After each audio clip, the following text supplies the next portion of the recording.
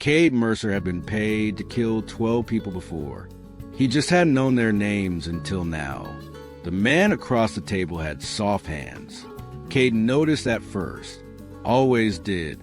Soft hands meant a man who had spent his life arranging for other men to do the hard things, and had never once lost sleep over the arrangement. You could tell everything about a person from their hands if you knew how to look. Cade had spent 15 years learning how to look. The man's name was Gareth Coyle. He worked acquisitions for the Harlan Syndicate, a clean title for a function that was anything but clean. He wore a suit that had no business being this far west, and he sat in the back room of a saloon in Odell with the particular ease of someone who owned the room without being on the deed. There was a glass of whiskey at his elbow that he hadn't touched. Men like Coyle didn't drink when they were working. Drinking meant you needed something. Coyle had arranged his life carefully around never appearing to need anything. He slid an envelope across the table without preamble. Cade didn't touch it yet.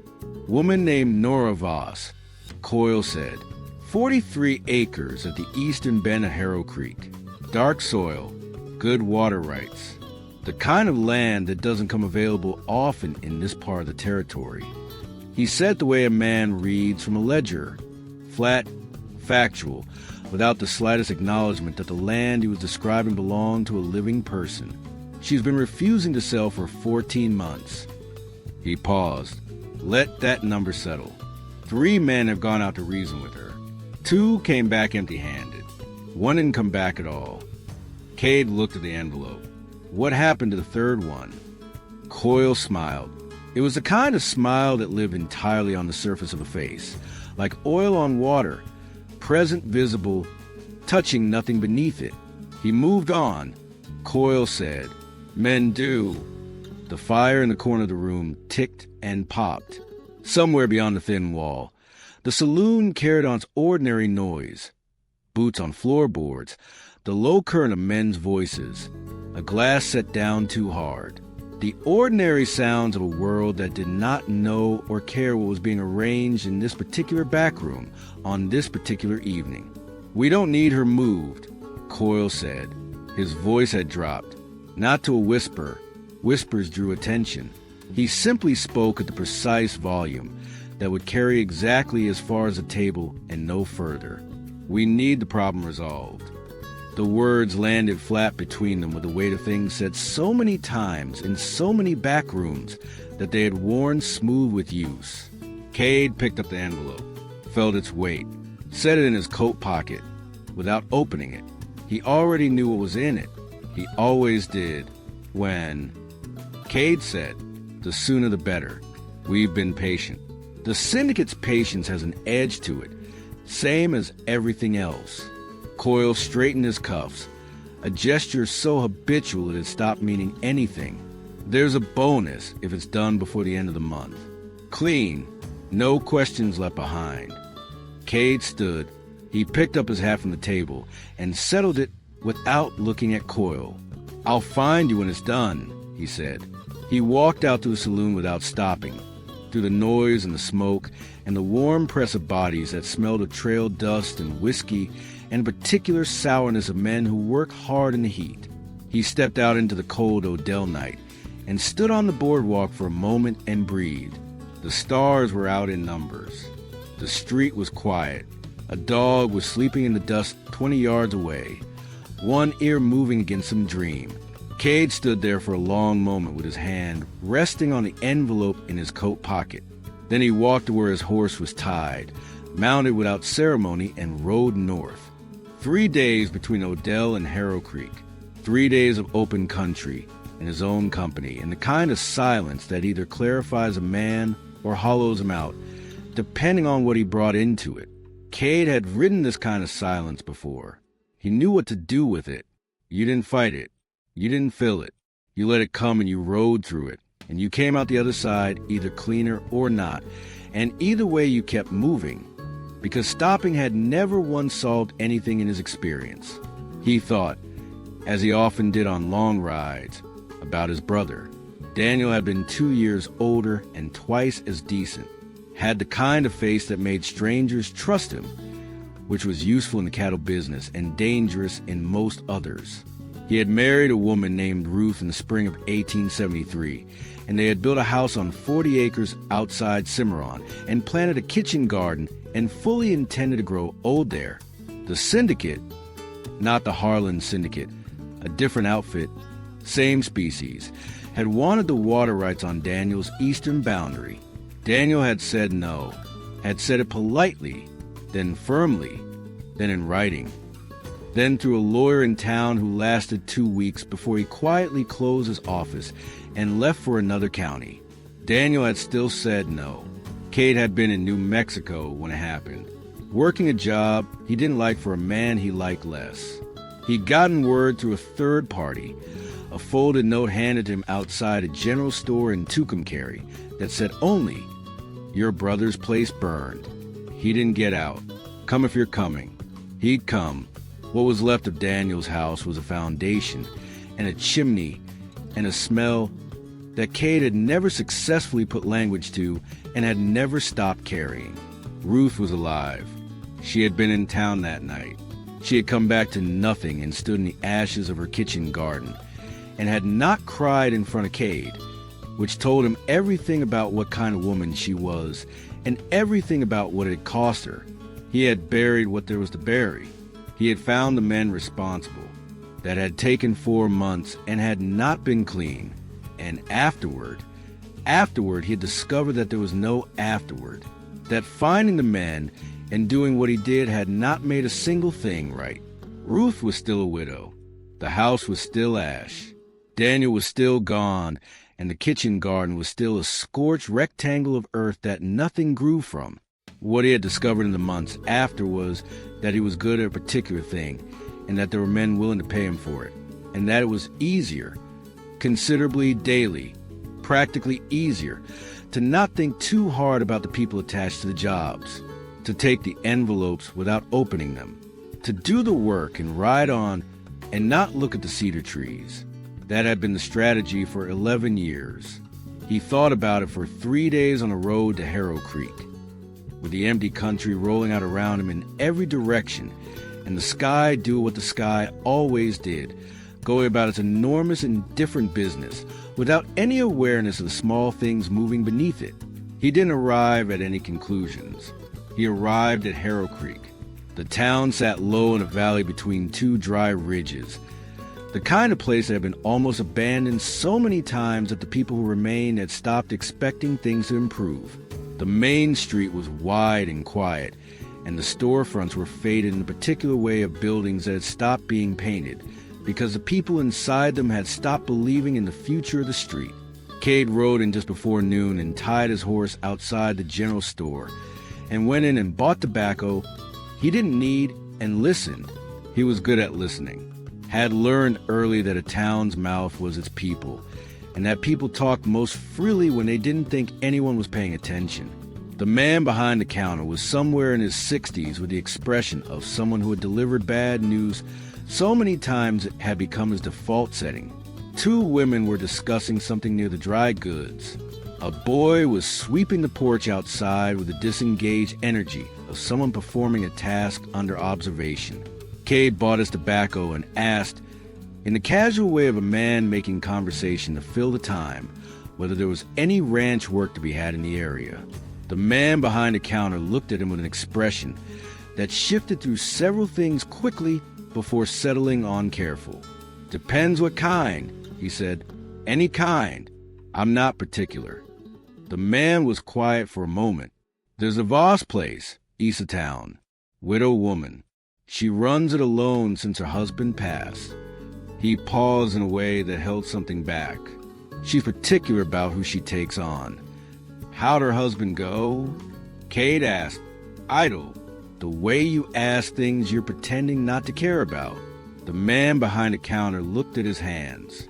"Fell," he said, "out at the property. Accident." "Shame." "Yes," the man said. He didn't say anything else. Cade collected his tobacco and left.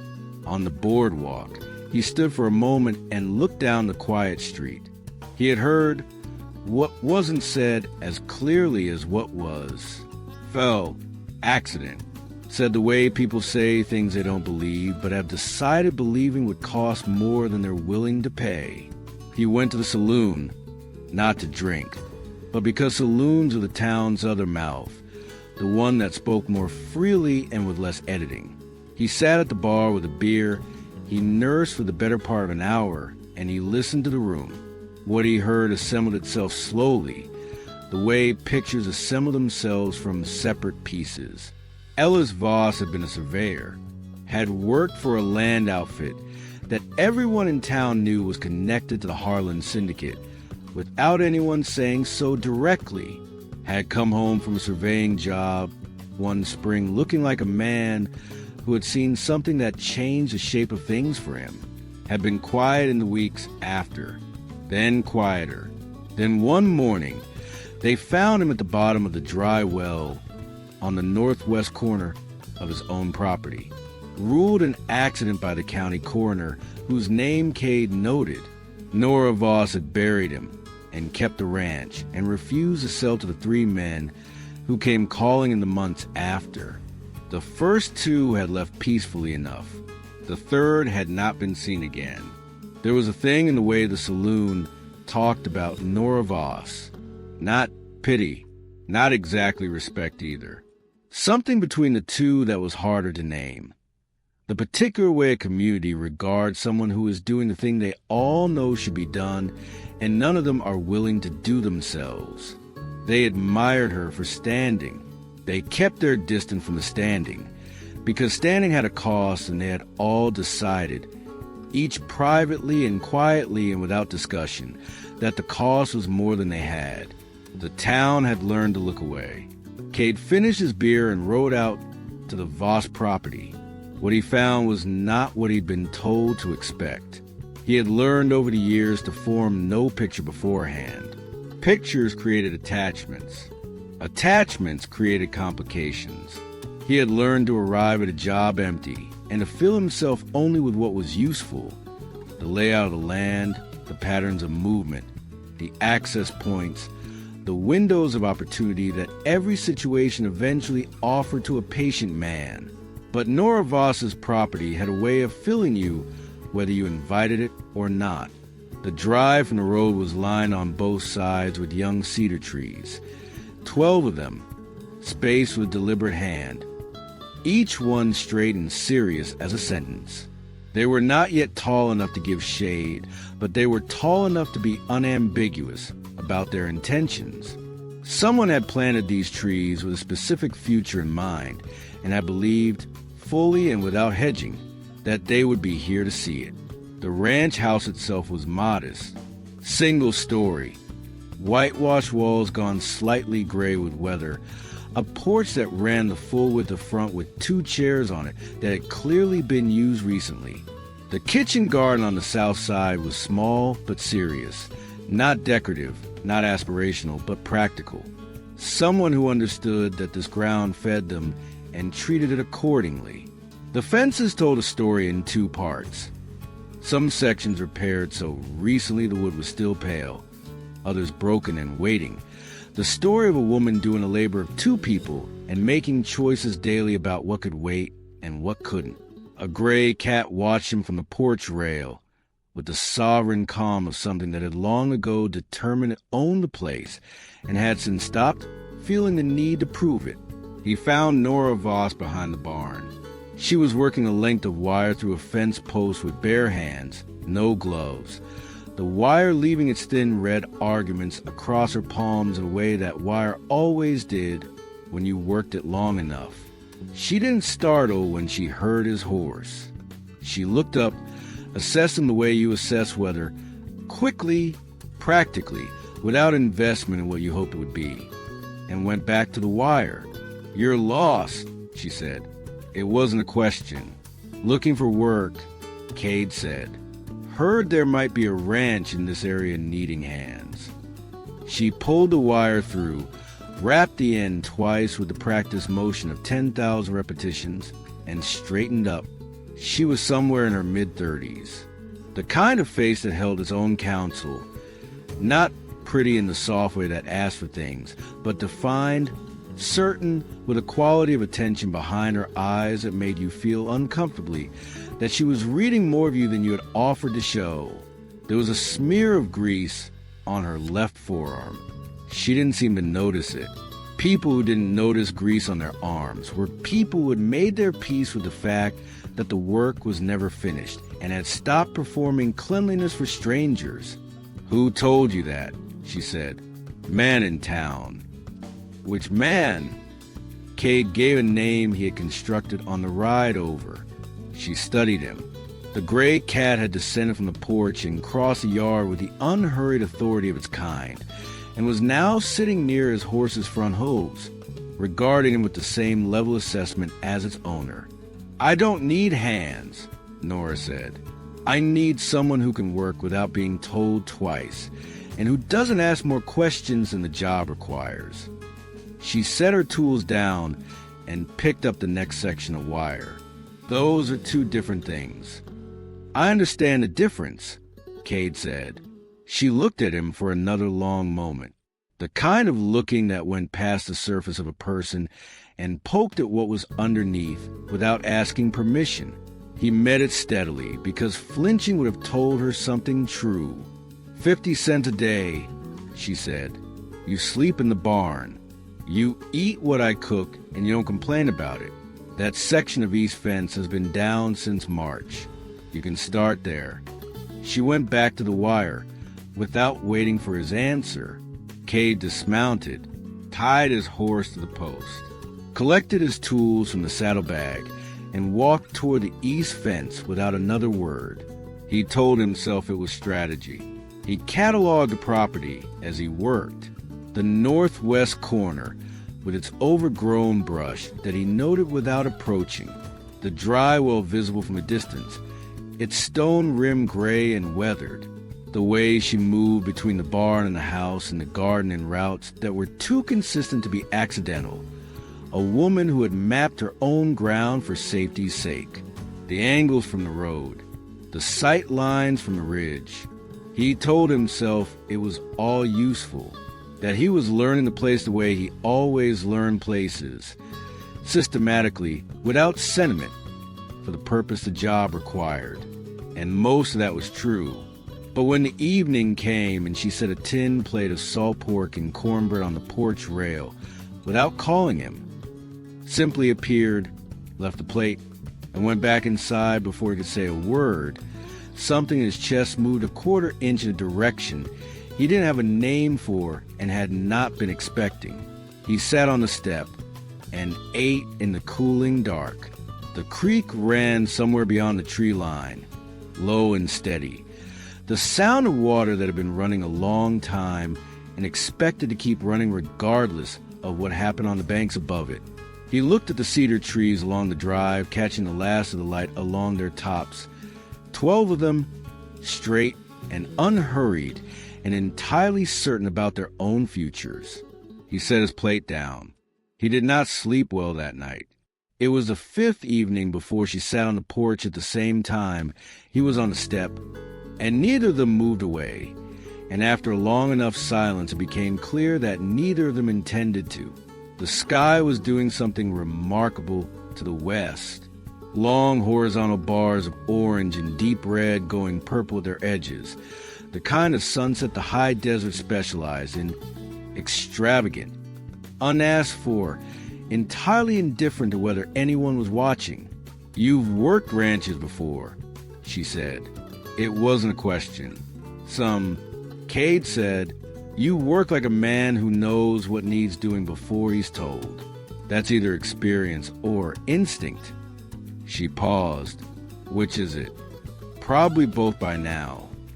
She was quiet for a moment, turning a cup slowly in her hands. "Where are you from originally?" "Kansas," he said, which was true in the way that partial truths are true. He had been born in Kansas. He had stopped belonging to it some time ago. She nodded, looked out at the darkening country. "My husband was from Missouri," she said. "Ellis." She said the name the way you say the names of the dead. Flat, present, Without grief on the surface, the grief being a private country, she did not open to strangers. He surveyed land for a living. Good at it, careful. He saw a lot of this territory before most people came out here. What happened to him? Cade said he already knew, but he needed to know what she knew and what she was willing to say. She looked at the sky for a moment. He fell, she said, into the dry well on the northwest corner. They ruled it an accident. They, not the coroner, not the sheriff. They, you didn't believe it, Cade said. She looked at him then with an expression that was not surprise exactly, but its cousin, the look of someone who had expected to have to say more before being understood. No, she said, I didn't believe it. The silence that followed was not uncomfortable. It was a silence of two people who have exchanged something real and are giving it the space it requires. He'd been different in the weeks before, she said, quieter, like a man carrying something that had changed the weight of him. I asked him once what it was. He said he'd tell me when he'd figured out what to do about it. She looked down at her cup. He didn't get the chance. Cade looked out at the cedar trees. Those trees along the drive, he said after a moment. Who planted them? Something shifted in her face. Small. Ellis, she said, the spring before he died. He said he was planting them for our son, so the boy would have shade to walk through when he came home. She paused. He was particular about the spacing. Spent an entire afternoon getting it right. Cade said nothing. There was nothing to say that would have been better than the silence. After a while she stood, collected her cup, and went inside. He heard the ordinary sounds of the house settling into its evening.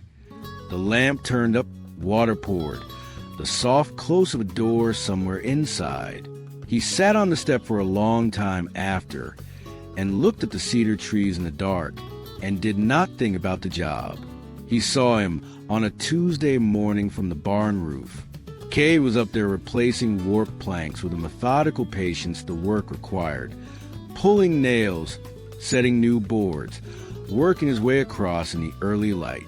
He had developed a habit over his life of maintaining useful altitude, of finding high places early in unfamiliar situations, because high places gave you time. Time was the only currency that actually mattered when things started moving.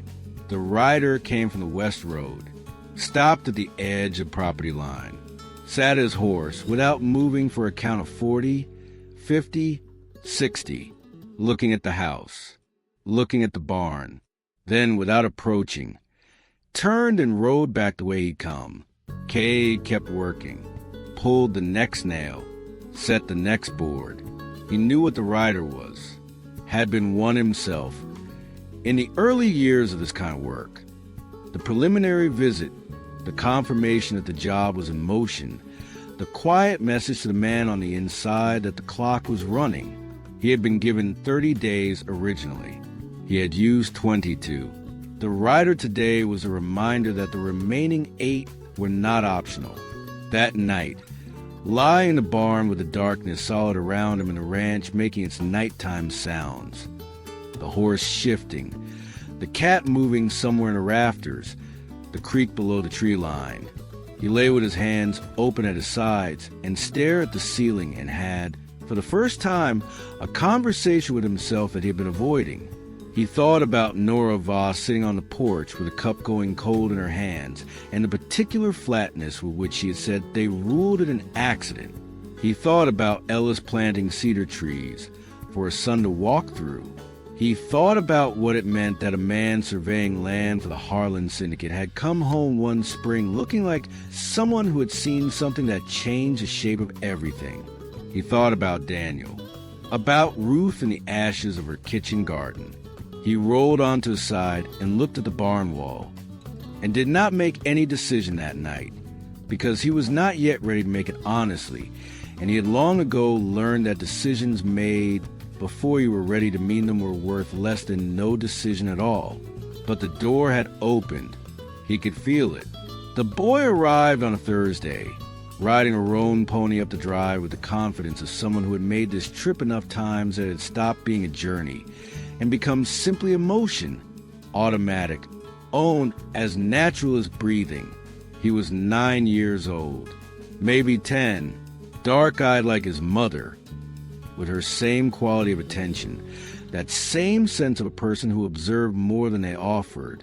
But where Nora's gravity had been built over years of hard experience, the boy's was something he'd arrived with, a seriousness that sat in the way it sometimes sits in children who have learned early that the world is not reliably safe and have adjusted their relationship to it accordingly.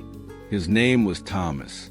Cade learned this not from an introduction, but from hearing Nora say it as she came off the porch before the boy had fully dismounted. Thomas, careful with that stirrup, and pulled him into the brief, fierce embrace that she ended before it could become visible, pressing it into the small space between one breath and the next, and stepping back with her hands on his shoulders, looking at him the way mothers look at children they have been worried about without showing it. Cade was at the water pump. He did not look up, but he heard it, and he felt the sound of it in a way he hadn't expected. Later that afternoon, Thomas came to where Cade was mending harness outside the barn and stood at a distance that was careful without being dramatic. He had his mother's eyes and his mother's habit of reading a person before deciding what to offer them. "You the new hand?" he said. "That's right. What's your name?" "Cade." Thomas considered this. "You fixing to stay long?" It was a child's question in its directness and an adult's question in its implications. Cade looked at him. "Don't know yet," he said honestly. The boy studied him for another moment with that grave, careful attention. "Men come out here sometimes," he said. "They don't usually stay." "I know," Cade said. Thomas looked at him a moment longer. Then he walked back toward the house with the measured self-possession of a child who had learned to take the temperature of strangers and had not yet decided what reading Cade deserved. That evening, Nora came to where Cade was cleaning his tools and said, without preamble, "My son, he stays with my sister in town during the week. Men have come to this property before, men with purposes." She looked at him directly when she said it. Her eyes did not flinch. "I keep him away until I know a situation is settled." Cade met her eyes and held them, because looking away would have told her something true. "That's sensible," he said. She studied him a moment longer than was comfortable. Then she went inside. He stood in the barn long after dark, thinking about a boy who had learned to read strangers, thinking about what it meant that he had needed to learn that, thinking about the rider on the ridge and the 8 days he had left and the envelope in his coat pocket that he had never opened, and now he was beginning to understand, never would. He came on a Friday afternoon, riding hard from the west and arriving in the kind of dust that announced purposefulness. Cade was splitting wood at the side of the house when he heard the horse. He set the axe down slowly and turned. The man who rode into the yard was broad-shouldered and trail-dirty, and wore the expression of someone who had ridden a long way with specific errand and intended to deliver it efficiently. His name was Roy Dillard. Cade had worked with him twice, years ago, a man who occupied the middle distance of this kind of work, not the one who gave the orders and not the one who carried them out, but the relay between them, the messenger, the reminder, the face the syndicate sent when they wanted you to understand that the softness of conversation was over. Dillard looked at Cade and dismounted. Didn't look at the house. Didn't need to. "Mercer," he said. "Dillard." They stood in the yard in the afternoon heat, a long distance away, through the kitchen window. Cade was aware that Nora had gone still. "Coyle's asking," Dillard said, low. "Says you've had 3 weeks. Job needs doing right. Job needed doing 2 weeks ago." Dillard shifted his weight. He wasn't a cruel man. Cade had always thought. He was simply a man who had found a function and performed it without examining it too closely, which was its own kind of cruelty, but a different variety. There are other men, Mercer. Coyle said to tell you that. Other men who won't take 3 weeks and won't need to be reminded. Tell Coyle he'll have his answer before the end of the week. Dillard looked at him for a long moment, reading him the way men in this business read each other. For hesitation, for softness, for a particular quality of a man whose resolve has shifted direction without announcing it. He must have seen something, because his eyes tightened slightly. "Don't make this complicated," Dillard said. "Simple job. You've done simpler." I said before the end of the week. Another long look. Then Dillard nodded once, mounted, and rode back the way he'd come without another word. The dust of his departure drifted south on the dry afternoon air and settled and was gone. Cade stood in the yard. After a moment, he heard the kitchen door.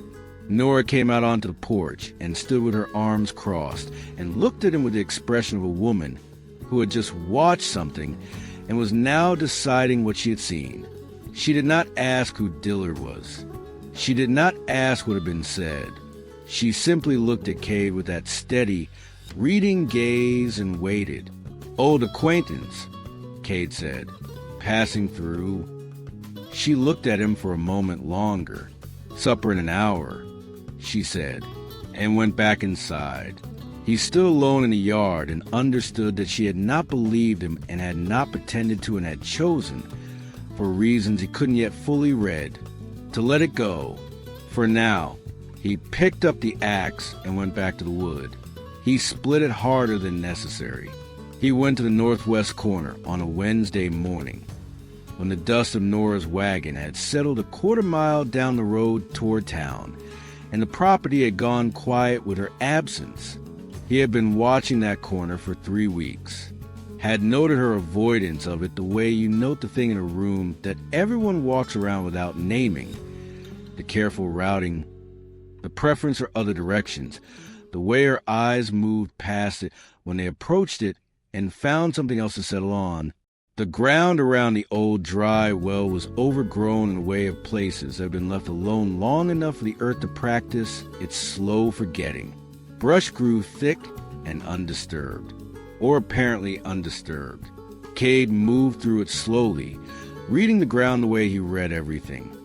Looking for the thing that almost looked right, he found the flat stone in 20 minutes. He moved it with both hands and set it aside carefully. Beneath it was a wooden box, sealed in oilcloth that had done its job. Kept out the water, kept in whatever was inside, preserved it through 2 winters and a murder and 14 months of a widow holding her ground against men whose patience had an edge to it. He opened the box. The land deed he set aside. The documents he looked through quickly, noting dates, noting names. Then he found the letter. It was written in a hand that was careful and unhurried in the way of a man who had spent his professional life producing precise documents and could not, even in extremity, stop himself from writing clearly. Addressed to Nora, dated the spring before Ellis died.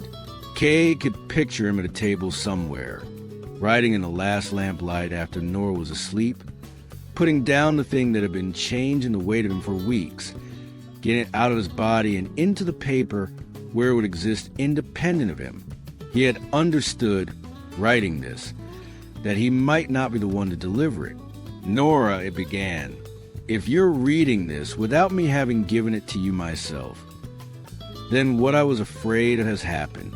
I need you to know that I am sorry, not for what I've written here, for not having the courage to do more with it while I was still able to. What followed was not a love letter. It was a record, names, dates, locations precise enough to be useful in a court of law, written by a man who understood land and survey and the legal weight of documentation. 12 families. The Harlan Syndicate had wanted the Harrow Creek Valley. All of it. The dark soil, the water rights, the creek bend, the grazing, Everything. They had approached the families that held it beginning in 1881, had offered prices that were fair enough on their face. And when the families said no, as most of them had, because fair prices in a land that fed your children were not the same thing, the syndicate had moved to other methods. Ellis had surveyed 6 of the 12 properties in the aftermath, had been brought in to produce the legal documentation for the transfers. He had done his job. He had measured and recorded and produced clean paperwork and collected his fee and tried not to think about why the previous owners were no longer present to object. But he had thought about it. He had noted the dates of the disappearances against the dates of the transfers, had seen the pattern that the syndicate believed was invisible because they had removed the people who could see it. He had made inquiries, quietly, through channels he believed were private.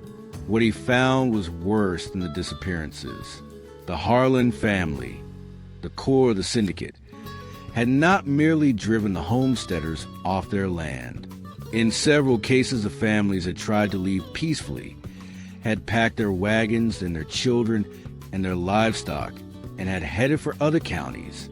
The syndicate's men had followed them. A family named Greer, father, mother, 3 children, had been found buried in a dry creek bed 40 miles east, reported as a Comanche raid. The county sheriff had filed a report and closed the inquiry within a week. The same sheriff whose name appeared in Ellis's letter in connection with 2 other transfers. A woman named Clara Prentice had survived, had made it to Abilene, had tried to report what had happened to her family and to her at the hands of the syndicate's men on the road east, had been told by the federal office that without documentation, without corroboration, without something that could be placed in front of a judge and withstand scrutiny, there was nothing they could do. She had been 19 years old.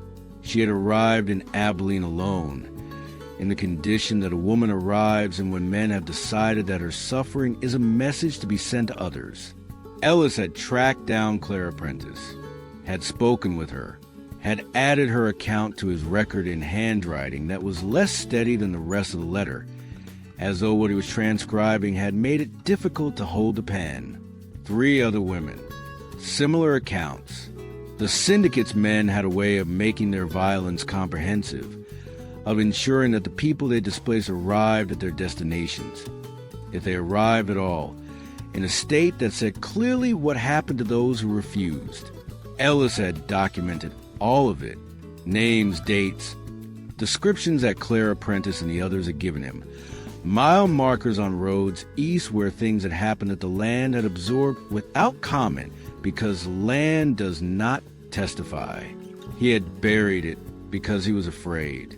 He had buried it on his own property, in the ground of the only 43 acres in the valley the syndicate had not yet taken, because he believed that as long as Nora held this land, the evidence would hold with it. And then he had gone to tell someone what he knew, and they had found him at the bottom of the dry well.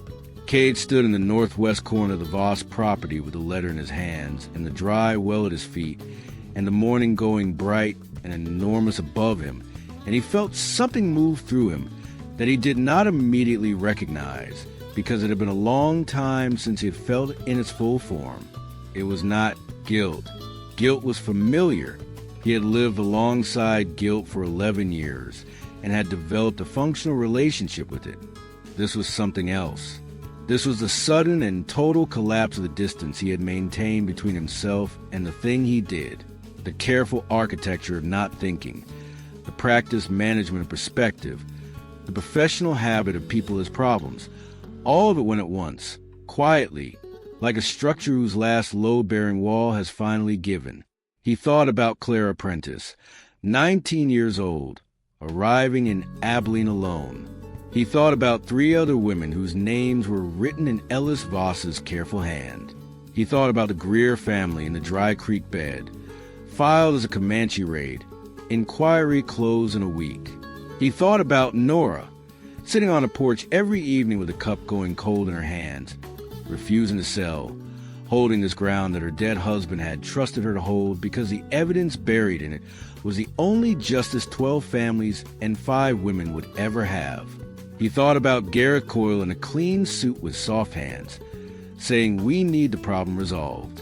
He put the letter back, put the documents back, sealed the oilcloth, replaced the box, replaced the stone, straightened the brush with the same care with which he had disturbed it.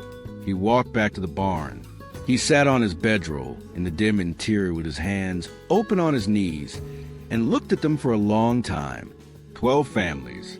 He had been paid to make sure no one ever found what was in that box. He was not going to do that. He was going to do the opposite. And it was going to be the most dangerous thing he had ever done, because the Harlan Syndicate had a great deal to protect and the kind of resources that gave them options that most men didn't have. And he was one man on a widow's ranch with a letter and a decision and nothing else. He thought about Daniel. He thought, this time, he left before dawn, moving quietly so as not to wake the house. He had copied the key names and dates from Ellis's letter onto a separate sheet, not taking the original, leaving everything exactly as it was, because the original needed to stay where it was until the right moment. What he carried with him was enough to open a door. The original would walk through it. The federal marshal's office in Abilene occupied a brick building on the east end of town that had the institutional confidence of a place that expected to be taken seriously. Kate arrived at midday, travel-worn and trail-dirty and past caring about appearances, and asked for Marshal Elias Horn. He had known Horn peripherally for years, not as a friend. Kate did not have friends in the conventional sense, having arranged his life to avoid attachments that could be used against him. But he knew Horn the way you know a man whose work you have observed from a distance. Horn was meticulous, patient, and possessed a particular stubbornness that made a man spend 2 years building a case against an organization that had the money and the connections to make most men give up after 2 months. Horn listened to everything Cade said without interrupting. He looked at the notes. He asked 4 specific questions, each of which told Cade that Horn already knew the shape of what he was being told, had been circling it for 2 years without being able to find its center. If the original documentation exists, Horn said carefully, and if it's what you're describing, land transfers, dates, witness accounts, that's the sender. That's what I've been missing. It exists, Cade said. Horn looked at him steadily. I need to ask you something directly. Ask. Your involvement with the syndicate, the nature of it. He paused. I need to know what I'm working with. Cade looked at the desk between them. I was hired to resolve the Voss situation, he said. I'm telling you what I found instead. Horn was quiet for a long moment. There will be an inquiry, he said, into your activities. I can't promise you a clean outcome. I'm not asking for a clean outcome, Cade said. I'm asking you to act on what's in that box before Coyle's men do. Horn studied him. How long do we have? He said. Days, maybe less. Horn nodded slowly. I'll need to move carefully. If we go in without sufficient cause and the syndicate's lawyers get involved, I'll get you the original documents. Cade said, that's sufficient cause. I just need time to bring them out safely. Another long silence. All right, Horn said. You have 3 days. After that, I can't hold off what's coming regardless. Cade stood. He settled his hat. One more thing, Horn said. The woman on the property. Mrs. Voss. Is she in danger? Cade looked at him. She's been in danger for 14 months, he said. She just hasn't had anyone standing on the right side of her yet. He rode back to Harrow Creek. He told her that night. He came to the back porch after supper, where she sat with a cup of tea going cold in both hands and the stars coming out cold and thick over the eastern ridge. And he stood at the edge of the boards and said, I need to tell you something about why I came to this property. The night was very still. Below the tree line, the creek ran its low, consistent note. I know why you came, she said. He went still. I've known for about 10 days. She said it without anger, without accusation, the way she said most things, directly, without the kind of decoration that asks the listener to feel something specific. A man in town recognized your name, told me what kind of work you do and who sends you to do it. She turned her cup in both hands. I watched you for 10 days to see what you do with the knowing. The night pressing around with all its ordinary sounds. The creak, a horse shifting in the barn, the distant sound of something moving through brush on the ridge. Why didn't you run? Cade said, because running doesn't end it. They sent another man. She looked at him steadily. And because you found the box. I knew you'd found it.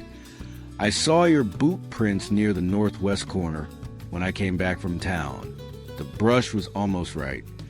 A pause that had something in it. Not quite. He had been careful. He had thought he'd been careful enough. I waited 2 more days, she said, after I knew you'd found it, to see what you'd do. He looked at her in the dark, at the still, particular face of a woman who had known for 10 days that the man sleeping in her barn had arrived on her property with a job to do that ended with her death, and had said nothing, shown nothing, and waited with the patience of someone who understood that the only weapon she had left was time and the willingness to use it accurately. Ellis, he said, the letter, the names. He paused. I've been to Abilene. I've spoken with a federal marshal named Horn. He has enough to act, but he needs the original documents. He needs them before Coyle's men come. Nora was quiet for a long moment. I've known the box was there since the day after Ellis died, she said. He told me where it was, told me what was in it. She looked out at the dark ridge. I've been holding this property for 14 months, not because of the land. She paused. Because of what's buried in it. Because 12 families and 5 women deserve someone who doesn't let it stay buried. Cade looked at her. One of those women, Nora said carefully, was a girl named Clara Prentice. Did you read her account? Yes. She nodded slowly. Clara is my cousin, she said. She came to me after Abilene turned her away. I was the one who told Ellis. I was the one who asked him to find the others, to document it, to make it real on paper so it couldn't be made unreal. Her hands tightened slightly on the cup. He did that for me. He went looking and he found it all, and he wrote it down, and they killed him for it. She paused. So no, I was never going to sell, and I was never going to run. The silence that followed had a weight to it that Cade had not expected. He had understood the situation. He had not understood the personal geometry of it. That this woman was not simply a widow holding land. She was the originating point of the whole thing.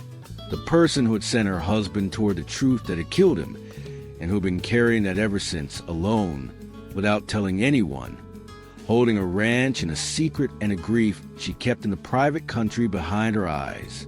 It wasn't your fault, Cade said. She looked at him. No, she said. It wasn't. Said it plainly, without the need for reassurance. She had already done the work of that reckoning, and had come out the other side of it. But it is my responsibility. There's a difference.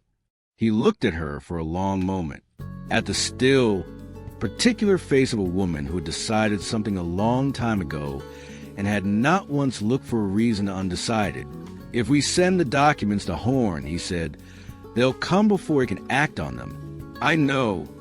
Coyle will bring men. I know. We need to be ready before they arrive, he said. She looked at him with an expression that was not quite a smile, but lived near one. We, she said. It was the first time either of them had said that word. Yes, Cade said. We. She stood. She went inside. She came back a moment later with a second cup of coffee and sat on the porch rail next to his elbow without comment, and went back to her chair, and they sat together in the dark for a long time without speaking.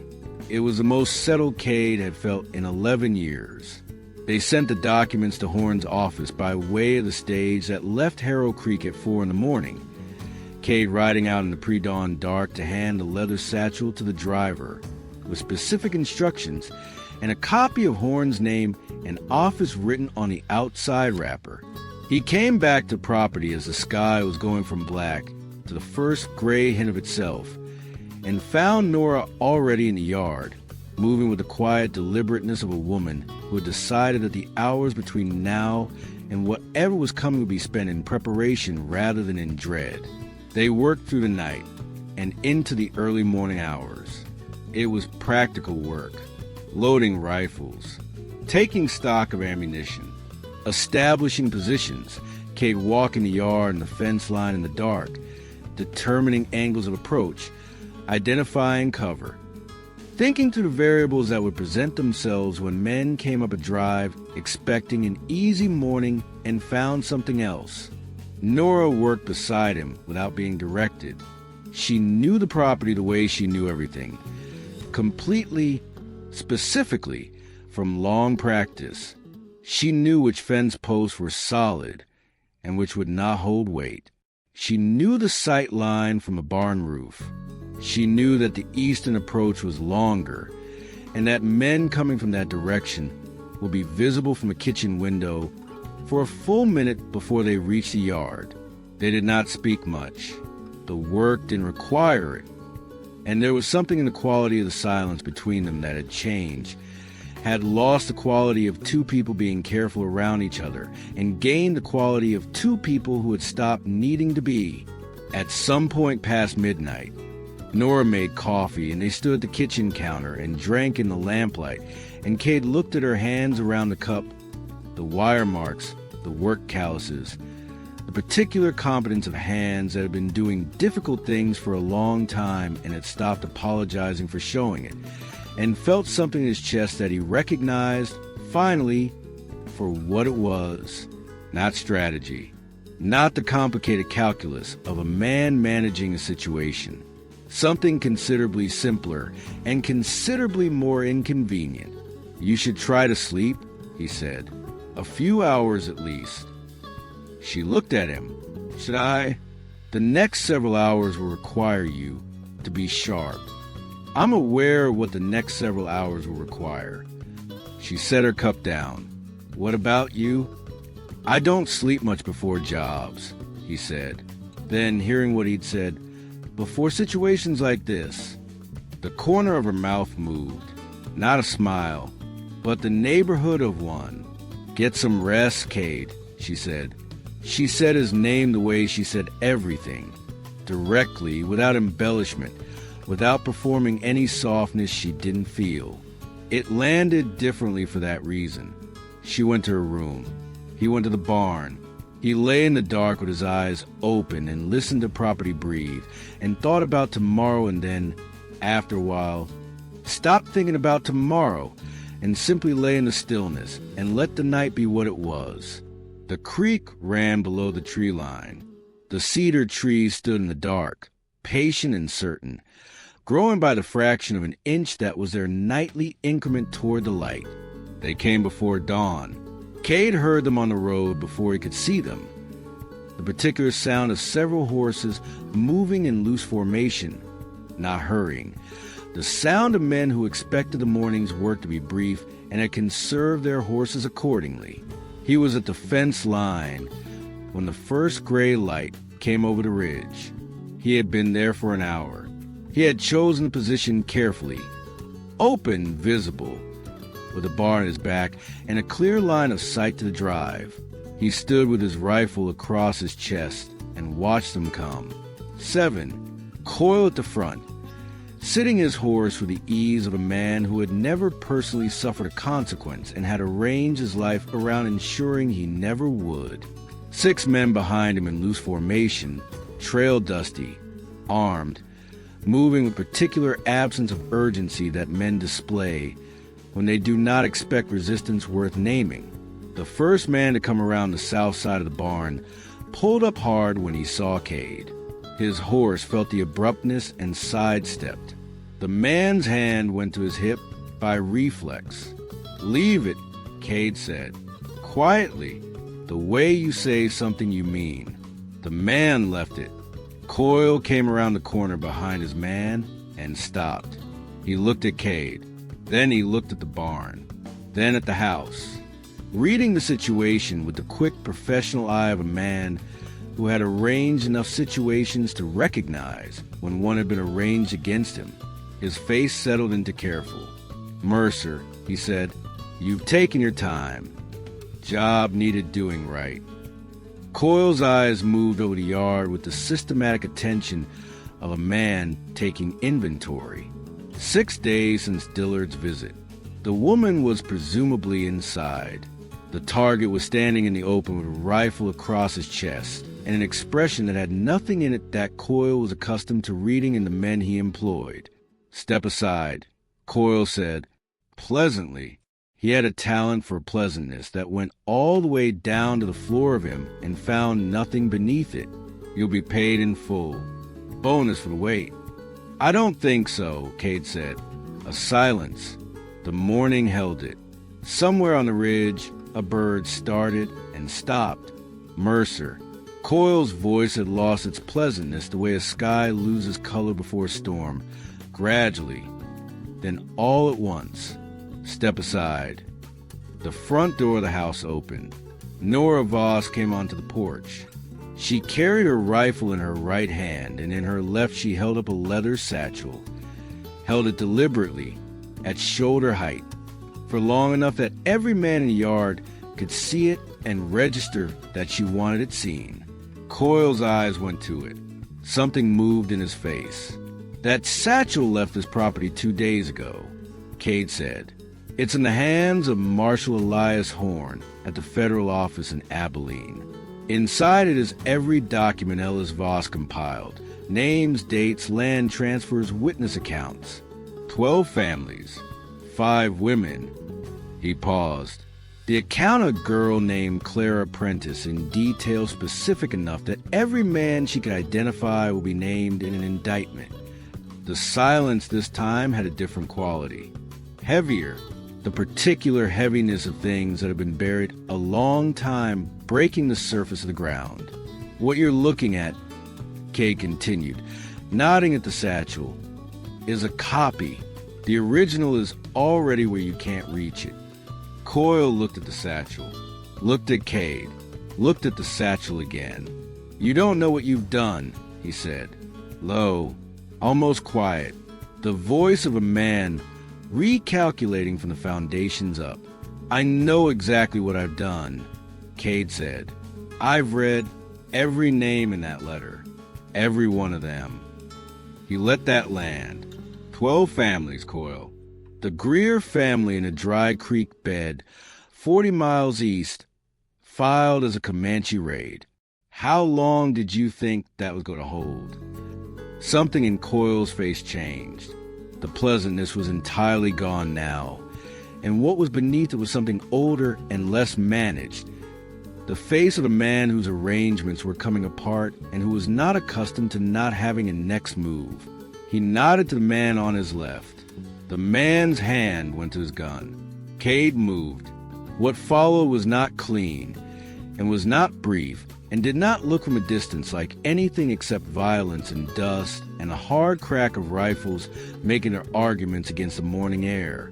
2 of Coyle's men dismounted. Cade put himself between them and the porch.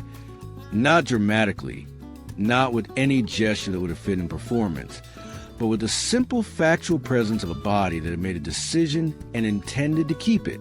The first man came at him low and fast.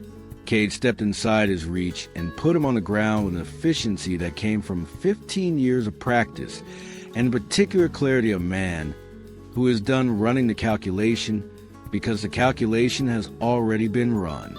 The second man pulled his gun and Norris shot out his hand from the porch.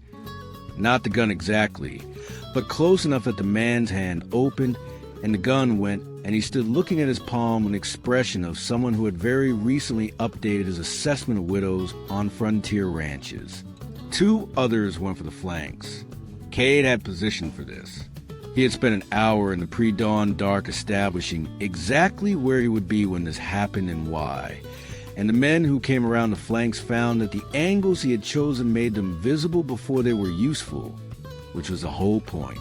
Coyle himself, finding the calculation entirely collapsed, tried to take Nora from behind, rode around the side of the house at speed, off his horse and onto the porch in the time it took Cade to register the move and know he was too far to stop it. He didn't need to stop it. Nora had been watching Coyle's route with the specific attention of a woman who had planned for it. She turned before he reached the porch step and met him with a rifle stock across the jaw that dropped him onto the boards with the heavy, final sound of a man whose arrangements had concluded. He lay on the porch of the house his employers had been trying to take for 14 months and looked up at the woman whose husband they had killed to take it and whose cousin they had destroyed to silence her and whose land they had been reaching for through paperwork and violence and the careful removal of anyone who stood in their way. Nora looked down at him. "You should have stopped at the first no," she said, when the dust settled and the echo of the rifles died against the ridges. For men were on the ground with wounds that would hold them until the law arrived. 2 had run, and Gareth Coyle lay on the porch of Nora Voss's house with his wrists bound in fence wire, and the morning coming full over the ridge, and the cedar trees catching the first light along their tops. He had soft hands. They did not look, at this particular moment, like anything to envy. The yard went still. Cade stood in the drive in the settling dusk of the morning coming up clean and cold around him, and the sound of the creek returning now that the rifles had stopped.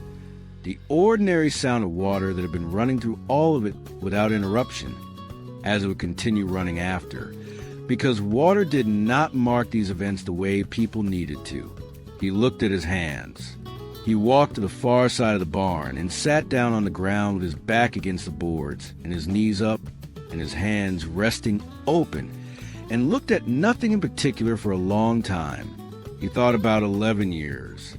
He thought about the jobs and the envelopes and the careful practice habit of not opening them, because opening them meant looking at what was inside, and looking at what was inside made it harder to remain functional, and remaining functional had been, for 11 years, the primary objective. He thought about the 12 names in Ellis Voss's letter, and the 5 women, and Clara Prentice 19 years old arriving in Abilene and being turned away because she had no documentation. He thought about Daniel and Ruth in the kitchen garden, and the thing he had done in New Mexico that had not made a single thing right. He thought about whether the thing he had done this morning made anything right either, or whether right was a country he could only move toward and never fully arrive at. He was still sitting there when he heard her boots on the ground. She came around the side of the barn and looked at him for a moment and then sat down beside him on the ground. Not against the barn, but cross-legged in the dirt, the way a person sits when they intend to stay a while, and said nothing. He did not say anything either. They sat together with the morning coming up around them and the dust settling on the drive and the cedar trees standing in the new light, patient and quiet and entirely certain about their own continued existence. After a long time, she said, "Horn's men will be here in 2 days. I know.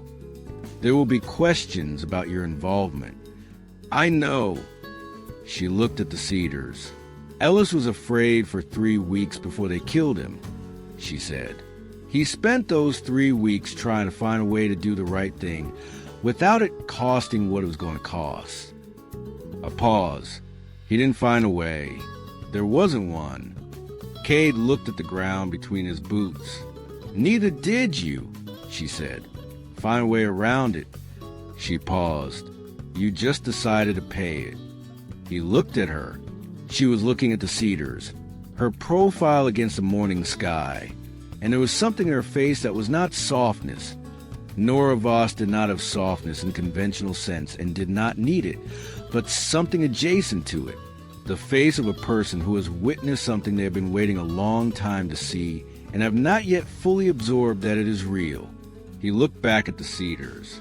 They sat there for a while longer. It was enough. Elias Horn rode in from Abilene on a Wednesday morning with 4 deputies and a warrant that was 2 pages long and had 17 names on it. He read them publicly, standing in the yard of the Voss property, because he was the kind of man who understood that some things needed to be done in the open. Coyle's name, the judge's name, for members of the syndicate's inner structure, whose names Cade recognized from certain rooms in certain towns he had tried to leave behind. The county sheriff, whose inquiry closures had provided the legal cover for 14 months of pressure on a woman who wouldn't sell, and the names of the 12 families. Horn read those aloud, too. Everyone had done his research in the 2 days since receiving the documents and had found the county records and the land transfer papers and the 60-day gaps that Ellis Voss had documented with such precision that there was no ambiguity left in them. The Greer family, the McAllister family, the Hoffman family, 9 others whose names have been absorbed into syndicate paperwork and expunged from the living memory of Harrow Creek, the way things are expunged when the people who remember them are gone. He said their names in the yard of a ranch on the eastern bend of the creek, and the morning received them and held them, and the creek ran on below the ridge, and the cedars stood along the drive, and for the first time in 4 years the 12 families existed again in the public record where they belonged. Several people from town had ridden out to watch. The man from the general store, 2 women, the boy who had been sweeping the boardwalk the day Cade arrived. They stood at the edge of the yard and listened and did not look away. Harrow Creek had learned to look away. It was learning this morning to look back. Clara Prentice's account was entered into the federal record as the primary witness testimony in the matter of the Harlan Syndicate's methods of acquisition. Horn had located her. She was living in Dodge City, working in a laundry, had been there for 3 years and had not spoken of what had happened to her because speaking of it had produced, the one time she had tried, exactly nothing. Horn sent her a letter, told her that her account was in the record, that the men she had named were named in a federal warrant, that her testimony had been the thing that made it possible to act on everything else. Cade did not read the letter, but Nora told him what was in it one evening on the back porch, and he listened and said nothing and looked at the stars. Coyle was transported to Abilene in irons. He did not speak on the ride. He sat between 2 of Horn's deputies with the expression of a man running calculations that no longer added up and finding no formula that produced a better outcome. The judge fled, was found in Tucson 2 weeks later.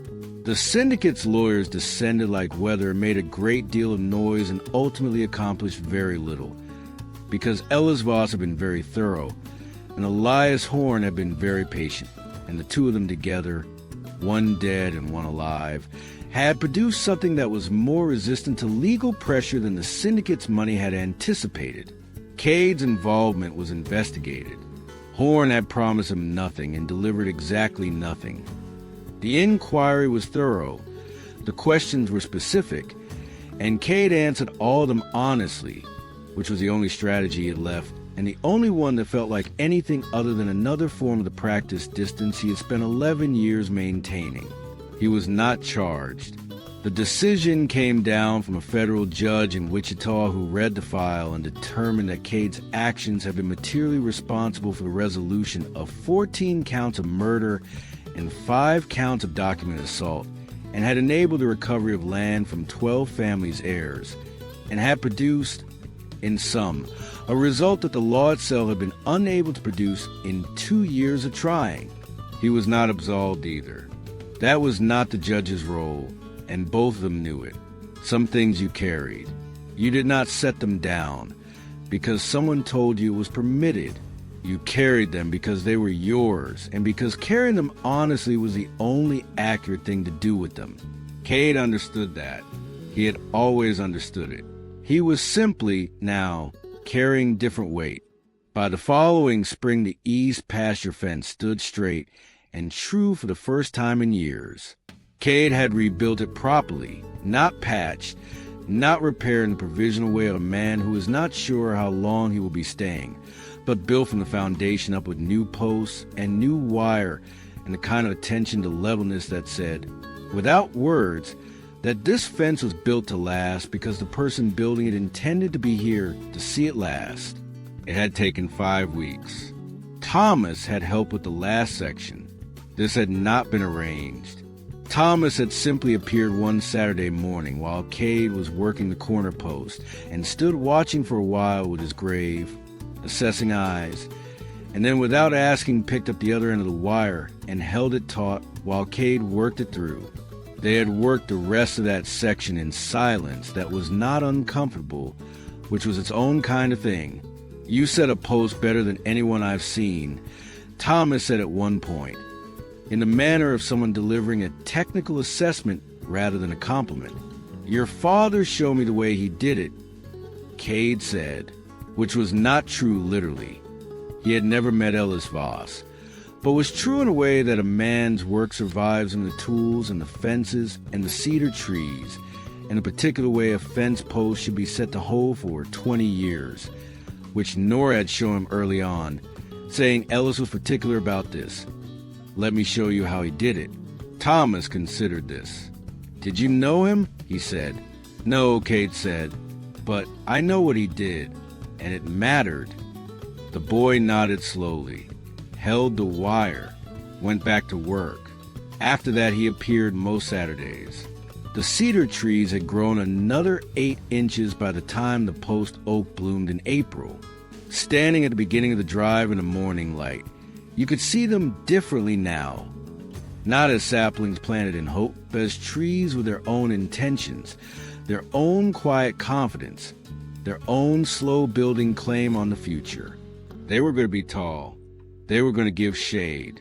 Ellis had known that, had planned it, had spent an afternoon getting the spacing right because he intended to walk through their shade with his son, and had not gotten a chance, and had nonetheless done the work, because the work was worth doing regardless of whether he would be there to see it matter.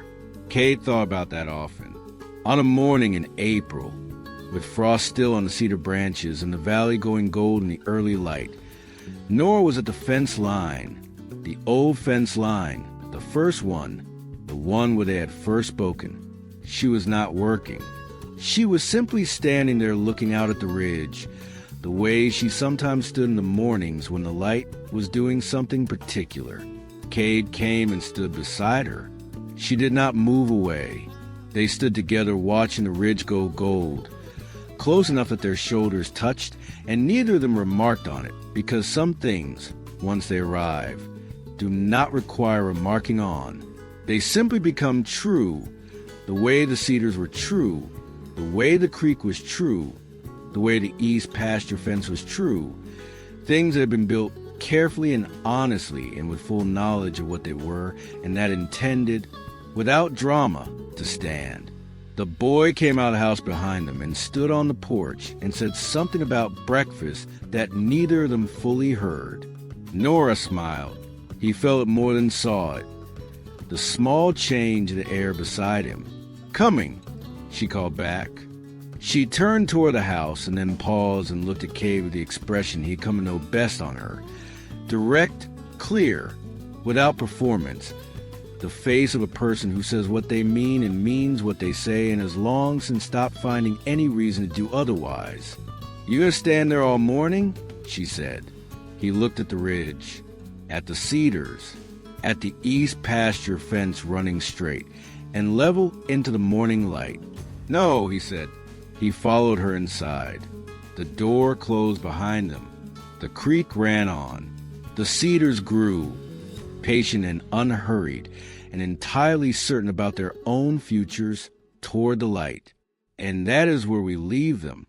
Cade Mercer, a man who spent 15 years being the wrong kind of useful, finally standing on the right side of a door, not because it was safe, not because it was clean, but because some decisions, when you put them off long enough, stop being decisions at all and become simply the only thing left that a person with anything still worth saving inside them can do.